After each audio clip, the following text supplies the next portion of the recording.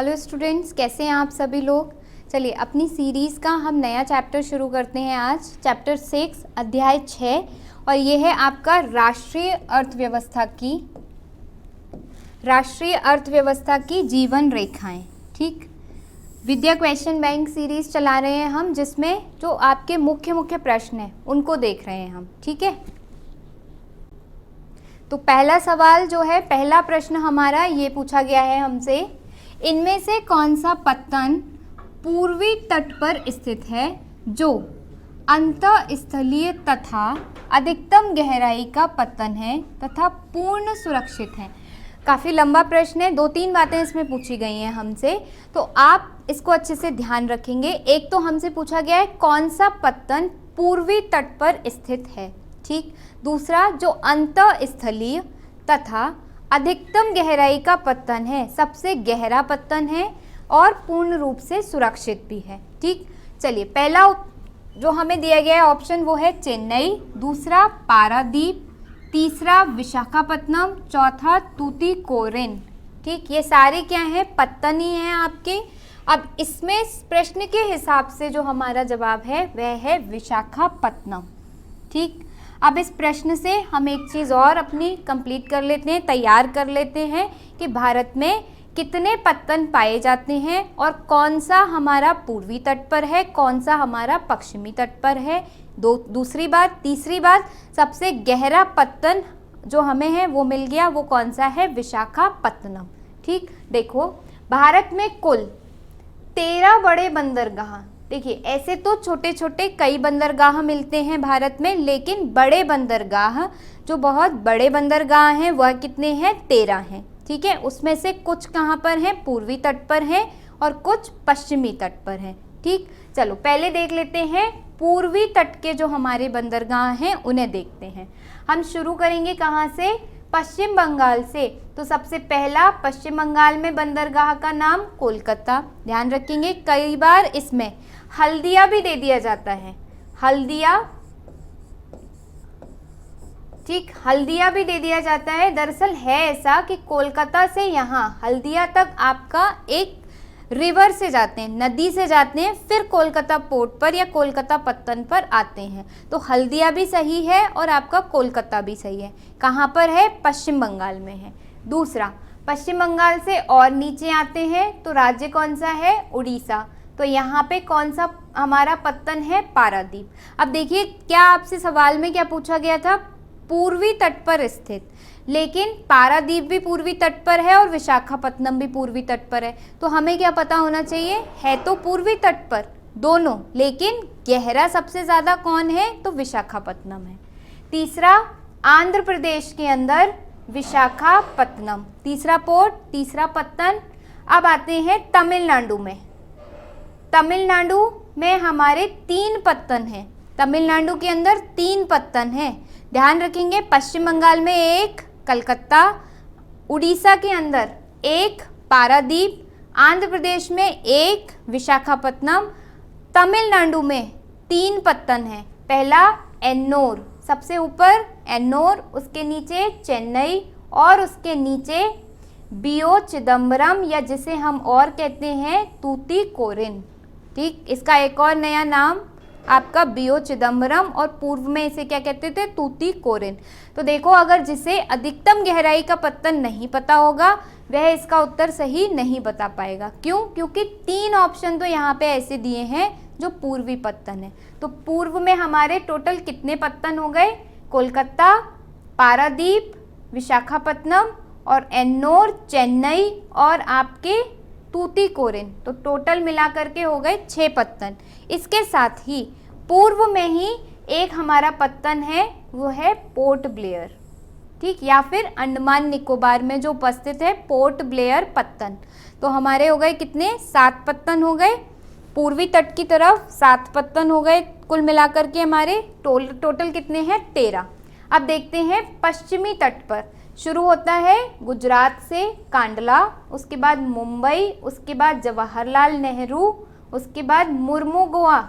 इसके पहले का अध्याय अगर पढ़ा हो तो हमने क्या देखा था कि महाराष्ट्र और गोवा की जो लोह अयस्क की पट्टी है वहाँ से लौह अयस्क निकाल करके मुर्मुगुआ पोर्ट से ही, मुर्मुगुआ पत्तन से ही क्या किया जाता था, निर्यात किया जाता है। ठीक है, तो मुर्मुगुआ पत्तन कहाँ पे पड़ रहा है, पश्चिमी तट पे है, कहाँ पे, हमारा है गोवा में। ठीक है, उसके नीचे मंगलोर, न्यू मंगलोर कर्नाटक में, और एक पत्तन है हमारा कोचीन में। तो टोटल कितने हो गए कुल मिलाकर के, 1 2 3 4 5 पत्तन पश्चिमी तट पर हैं और 6 पत्तन, बल्कि 6 हैं, 1 2 3 4 5 6, 6 ही आपके पश्चिमी तट पर हैं और 6 ही हमारे पूर्वी तट पर हैं। एक हमारा ये जो द्वीप है, आइलैंड है, अंडमान निकोबार, इसमें है। तो टोटल कितने हो गए, 13। ये क्या है, मुख्य पत्तन है। सबसे गहरा पत्तन विशाखापत्तनम है, कहाँ पे है, आंध्र प्रदेश में। यहाँ से राज्य भी ध्यान रखिएगा, गुजरात में कांदला है, मतलब वही राज्य भी और पत्तन का नाम भी। तट ध्यान रखिएगा, पश्चिमी तट पर है कि पूर्वी तट पर है। ठीक है, चलो यहाँ से किसी भी तरीके से प्रश्न बन सकता है और बनता है, कई बार बना है, आपको हर तरीके से पूछ सकते हैं। हो सकता है इस बार आपसे पूर्वी तट का पूछा गया है, अगली बार पश्चिमी तट का पूछ लें आपसे। ठीक, बनता है, हर साल प्रश्न यहाँ से आता है, तो ये आपका महत्वपूर्ण है। चलो आगे चलें। अगला प्रश्न, निम्न में से कौन सा परिवहन साधन भारत में प्रमुख साधन है। अब देखिए, परिवहन साधन क्या होता है, हमें एक जगह से दूसरी जगह जाने के लिए जिस साधन की ज़रूरत होती है उसे क्या कहते हैं, परिवहन साधन कहते हैं। अब हमारे कौन से परिवहन साधन हो सकते हैं, या तो हम जल मार्ग से जाएं, या फिर हम सड़क मार्ग से जाएं, या फिर हम वायु मार्ग से जाएं। हमारे पास 3 परिवहन के साधन हैं। एक जगह से दूसरी जगह जाने के लिए 3 साधन हैं, या तो आप जल मार्ग से चले जाइए भैया, शिप से, जहाज से चले जाओ, या फिर ट्रेन, बस, या अपनी गाड़ी लेकर के कार से चले जाओ, तो सड़क परिवहन से। एक क्या हो सकता है आपका, सड़क या रेल यानी थल मार्ग से जा सकते हो। एक क्या हो सकता है, आप हवाई जहाज से चले जाओ यानी वायु मार्ग से चले जाए। तो 3 हमारे पास साधन हो सकते हैं परिवहन के मुख्य रूप से। जैसे, लेकिन यहाँ पे हमसे पूछा गया है कौन सा परिवहन साधन भारत में प्रमुख साधन है। भारत जो देश है वह मुख्य रूप से किस साधन का इस्तेमाल करता है, यह पूछा गया है।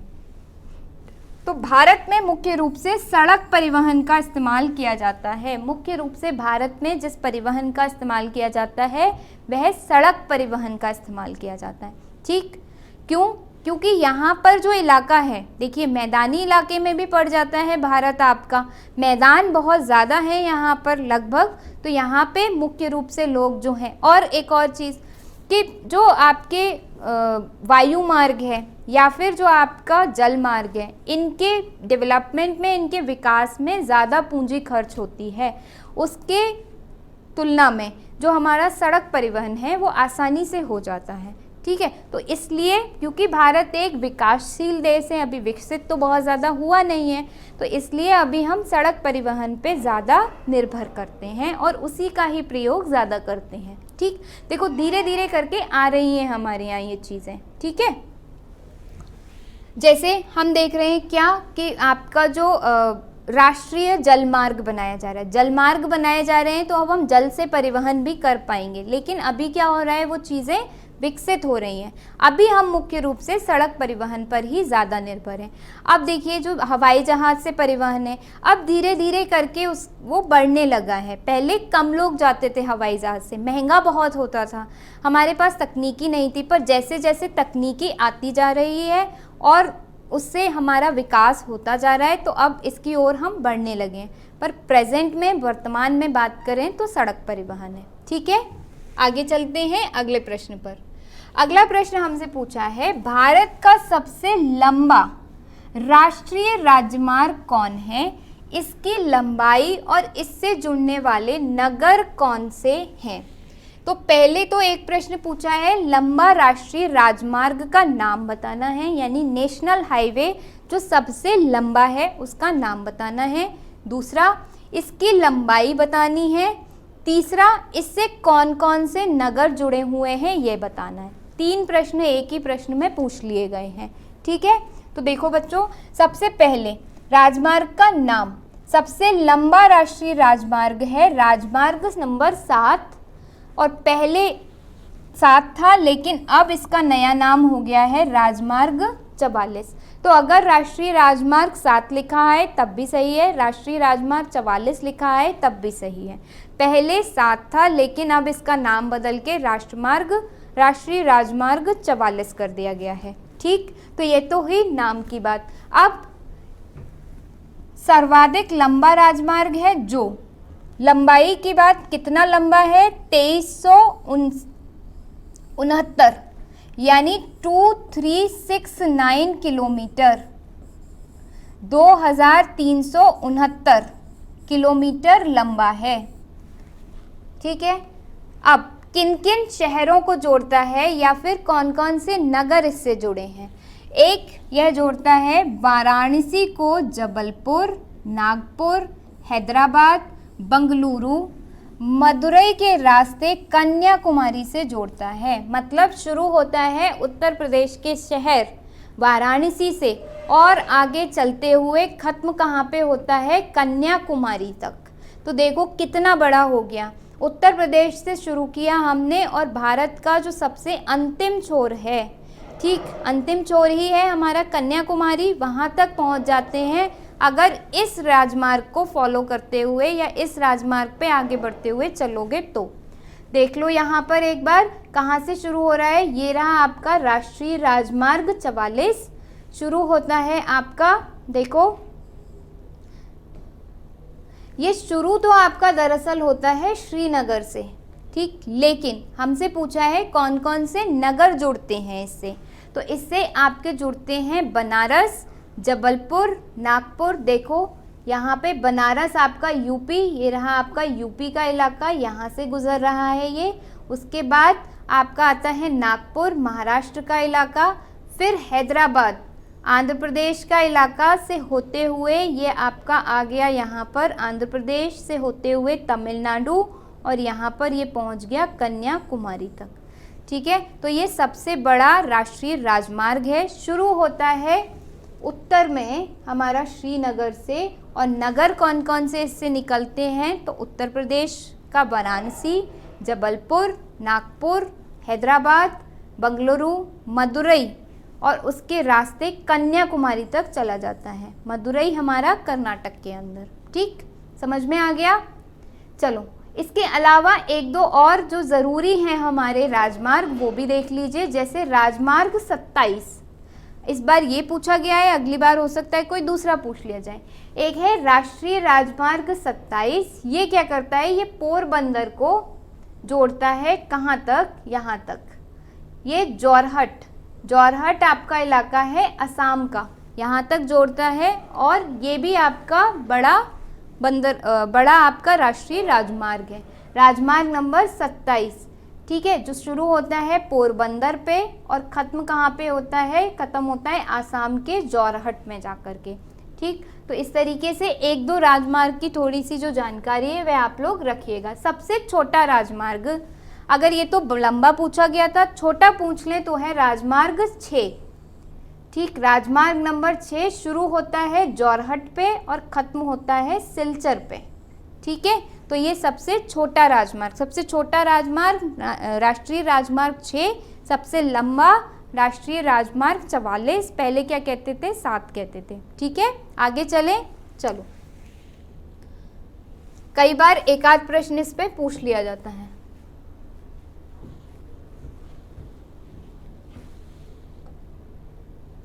ठीक, अब देखिए दूसरा प्रश्न है हमारा, प्रधानमंत्री ग्रामीण सड़क योजना के तहत क्या प्रस्ताव है? अब देखिए, जो भारत है या भारत की सरकारें हैं यह भी समझती हैं कि विकास के लिए परिवहन के अच्छे से अच्छे साधन होने चाहिए। हमें अपने देश के हर दूर दराज के इलाकों को आपस में जोड़ने की कोशिश करनी चाहिए, उनके बीच में परिवहन के अच्छे साधन उपलब्ध कराने चाहिए।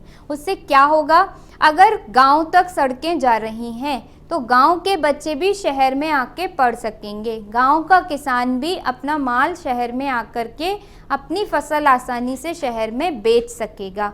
ठीक है। और जब गांव का व्यक्ति शहर से जुड़ जाएगा तो जो शहर का विकास है वह गांव तक पहुंचने लगेगा।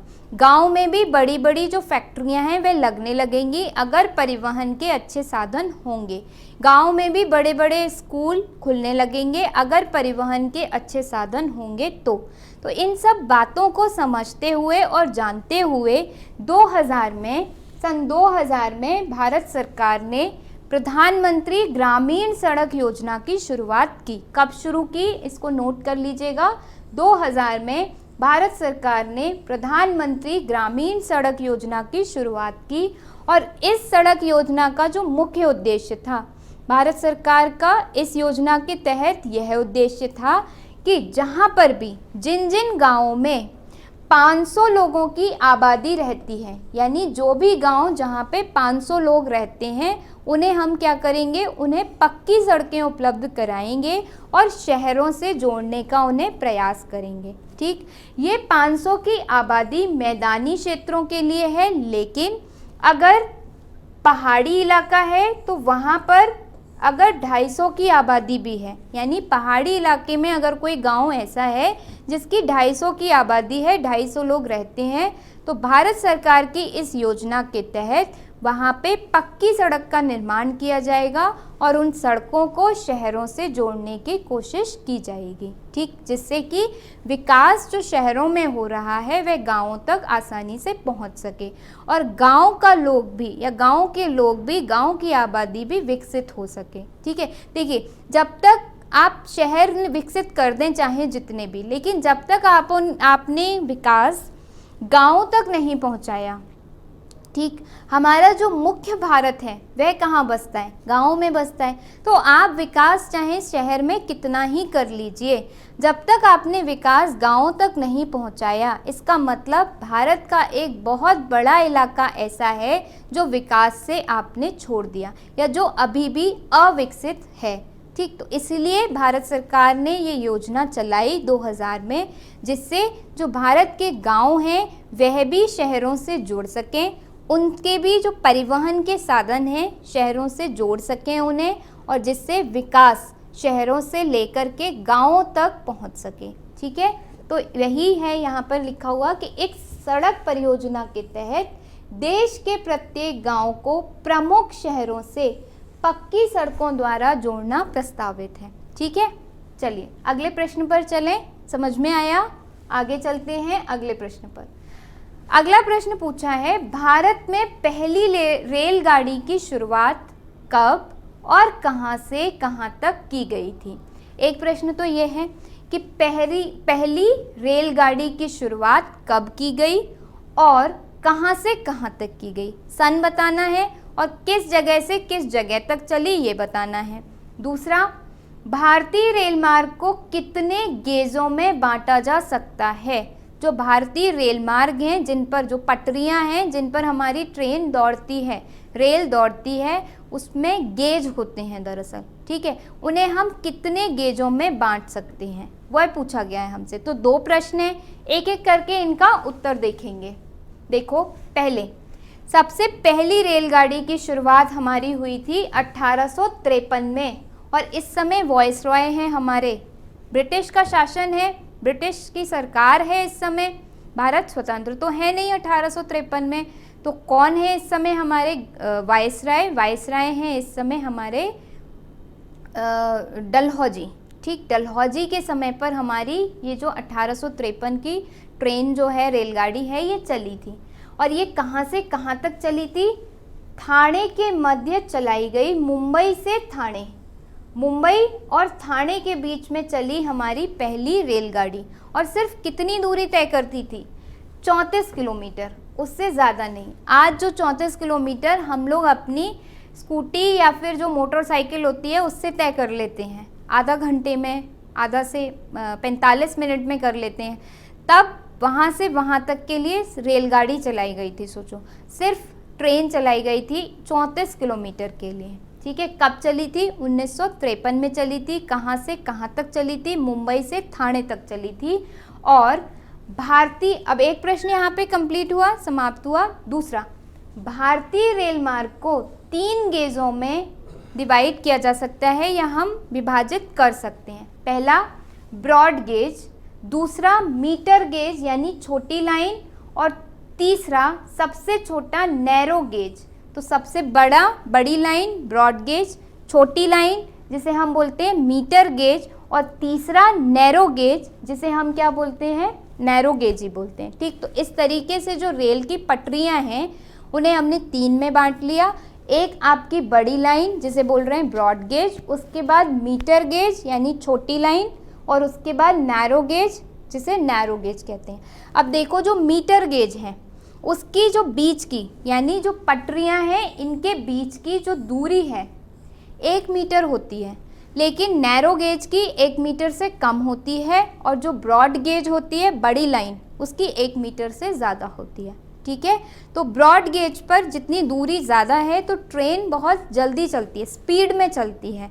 तो जो छोटी लाइन होती है या जो नैरो गेज होती हैं उसमें जो रेलगाड़ी होती है बहुत धीमे चलती है, जबकि जो बड़ी लाइन होती है उसमें रेलगाड़ी बहुत तेज़ चलती है। ठीक, तो जब विकास नहीं था शुरुआत में तब तो नैरो गेज, आजकल जो पैसेंजर ट्रेन होती हैं आपकी, ठीक है, उनमें क्या होती है रेलगाड़ी धीमी चलती है। तो जो नैरो गेज पे चलती है वो कौन सी चलती है, ज़्यादातर पैसेंजर ट्रेन चलती है। ठीक, तो 3 हो गई, broad gauge, metre gauge, narrow gauge. Broad gauge 1 metre से ज़्यादा दूरी उनके बीच की, नैरो गेज 1 मीटर से कम दूरी, और मीटर गेज 1 मीटर की दूरी। पहली ट्रेन 1853 में चली, मुंबई से ठाणे तक चली। ठीक है, प्रश्न यहाँ पे पूरा हुआ। चलें अगले प्रश्न पर। ठीक, चलो अब पूछा गया है कि भारत में सड़क परिवहन के सम्मुख उपस्थित किन्हीं 5 प्रमुख समस्याओं का वर्णन कीजिए। देखिए, ये तो हमने जान लिया कि भारत में सर्वाधिक परिवहन किससे होता है, सड़क से होता है। लेकिन क्या सड़क परिवहन इतना आसान है? नहीं, उसमें बहुत सारी समस्याएं हैं, और इन समस्याओं से हर दिन हमारी सरकारें जूझती हैं, और हर दिन हम लोग भी इन समस्याओं से जूझते हैं। इस परिवहन को और बहुत अधिक कहना चाहिए स्मूथ या फिर बहुत अच्छा अभी भी नहीं बना पाए हैं इन्हीं समस्याओं की वजह से। तो देख लेते हैं कौन कौन सी समस्याएं हैं हमारे सामने। देखो, सबसे पहली समस्या यात्रियों की अधिक संख्या, ये तो है। अब आज देखिए, हर घर में कम से कम 2 तो आपके 2 पहिया वाहन होंगे, और एक मिनिमम 1 तो कार होगी ही होगी, ज़्यादातर घरों में अगर हम देखें, और शहरों में यह स्थिति और अधिक है। यात्री बहुत ज़्यादा हो गए हैं, वाहन बहुत ज़्यादा हो गए हैं, तो इसलिए सड़कें कम हैं, सड़कें छोटी हैं, लोग बहुत ज़्यादा आ रहे हैं, तो क्या होता है, जाम लग जाता है। इसलिए ज़्यादातर क्या हमें देखना पड़ता है, जाम। तो पहली मुख्य समस्या क्या है, यात्रियों की अधिक संख्या और माल की ढुलाई की अधिक मात्रा को देखते हुए भारत में सड़क जाल अपेक्षाकृत कम है। कम सड़कें हैं, सड़कें और होनी चाहिए। जिस हिसाब से जनसंख्या है, जिस हिसाब से हमारे यहाँ पर भीड़ है, उस हिसाब से कितनी सड़कें और बनाने की ज़रूरत है, वो कम है। जब सड़कें कम हैं तो भीड़ ज़्यादा होती है, और वही सारी भीड़ एक ही सड़क पर चल रही होती है, तो परिवहन उतनी सुगमता से नहीं हो पाता। दूसरा क्या कारण है, भारत में लगभग 50% सड़कें कच्ची हैं, इसलिए यह यातायात के साधनों के लिए सुगम नहीं है। देखिए, कच्ची सड़कें होती हैं, तो अगर कोई किसान अपना सामान लेकर के जा रहा है, बैलगाड़ी से जा रहा है, किसी से भी जा रहा है, अगर कच्ची सड़क है, ठीक है, सड़क सुगम नहीं है या अच्छी नहीं बनी हुई है, तो उसका सामान रास्ते में गिर सकता है, फैल सकता है, बर्बाद हो सकता है। ठीक, या फिर एक्सीडेंट होने की, दुर्घटना होने की संभावना भी ज़्यादा होती है। दूसरी बात, तीसरी बात, जो हम ईंधन जलाते हैं, अगर सड़क आपकी सुगम है, एकदम स्मूथ सड़क है आपकी, तो जो ईंधन लगता है वह कम लगता है। लेकिन जब सड़क टूटी फूटी होती है, ख़राब होती है, तो क्या होता है, ईंधन भी ज़्यादा लगता है। ज़्यादा ईंधन फूकेगा, ज़्यादा पर्यावरण प्रदूषण होगा, ज़्यादा ईंधन फूकेगा, लोगों की जेब से पेट्रोल के पैसे ज़्यादा जाएंगे। तो जब किसान टूटी सड़क से सफ़र करके या परिवहन करके अपनी मंडी में पहुँचेगा सामान को बेचने के लिए, तो वो उस सामान पे अपनी पेट्रोल की जो उसकी लागत आई है वह भी जोड़ लेगा, तो सामान क्या हो जाएगा, महंगा हो जाएगा। जब सामान महंगा हो जाएगा तो लोग उसे कम खरीदेंगे, जब कम खरीदेंगे तो नुकसान किसका, किसान का। हमारी जो अर्थव्यवस्था है वह क्या होगी, प्रभावित होगी। तो इसका मतलब ये है कि सड़कें कच्ची हैं और जिसकी वजह से यातायात क्या है, सुगम नहीं है। तो पक्की सड़कें होनी चाहिए, अगर सड़कें पक्की होंगी तो ज़्यादा यातायात सुगम होगा। तीसरा, वर्षा ऋतु में कच्ची सड़कें कीचड़ से भर जाती हैं, इसलिए वर्षा ऋतु में ये सड़कें अनुपयोगी हो जाती हैं। यह तो आजकल चल भी रहा है, वर्षा का मौसम चल रहा है, मानसून का आपका मौसम चल रहा है। इसमें क्या हो रहा है, ज़्यादातर सड़कों पर हम जल भराव देखते हैं। जब जल भर जाता है तो वही मिट्टी कीचड़ का रूप ले लेती है वहाँ पर। अब जब कीचड़ वहाँ पर जमा हो गया तो कैसे आपकी गाड़ी या कैसे आपकी बैलगाड़ी, कुछ भी जिससे भी आप परिवहन कर रहे हैं वो चल पाएगी। कच्ची सड़कें, ऊपर से पानी बरस गया तो कीचड़ बन गया, तो परिवहन का साधन सुगम नहीं रहा। तो एक समस्या ये भी है कि वर्षा ऋतु हमारे यहाँ ठीक ठाक वर्षा होती है, यानी 3-4 महीने जो होते हैं वो 2-3 महीने तो बारिश के रहते ही रहते हैं, ठीक है ना। तो उस हिसाब से हमारे यहाँ सड़कें जो हैं वर्षा के हिसाब से नहीं बनी हैं, ठीक। चौथा, अधिक वर्षा वाले क्षेत्रों में सड़कें जल्दी खराब हो जाती हैं। बिल्कुल सही बात है, जब लगातार वर्षा होती है तो वर्षा का एक तो पानी इकट्ठा भी हो जाता है, ठीक, और पानी की वजह से सड़कें क्या होती हैं, जल्दी खराब भी हो जाती हैं। पांचवा क्या है हमारा, अधिकांश पक्की सड़कें सक्रिय हैं जिन पर एक साथ 2 गाड़ियों का आवागमन आसानी से नहीं होता।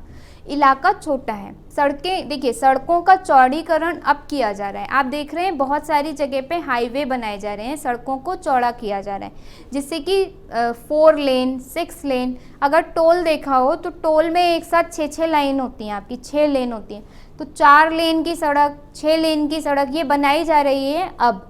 लेकिन अभी भी बहुत सारे इलाके ऐसे हैं जहाँ पर छोटी छोटी सकड़ी सड़कें हैं और उनमें क्या होता है, एक तरफ से अगर एक ट्रक आ गया तो फिर वो बीच में ही फंस जाता है और फिर जाम लग जाता है। तो ये एक बहुत बड़ी समस्या है जिसकी वजह से सुगम परिवहन नहीं हो पाता। तो 4-5 कारण हमने देख लिए। एक तो यात्रियों की संख्या के हिसाब से सड़कें नहीं हैं। नंबर 2, सड़कें सक्रिय हैं, एक यान या एक आपका परिवहन का साधन फंसने से पूरा जो आपका ट्रैफिक होता है वो जाम हो जाता है। तीसरा, क्योंकि वर्षा अच्छी खासी होती है तो सड़कें जल्दी खराब भी हो जाती हैं।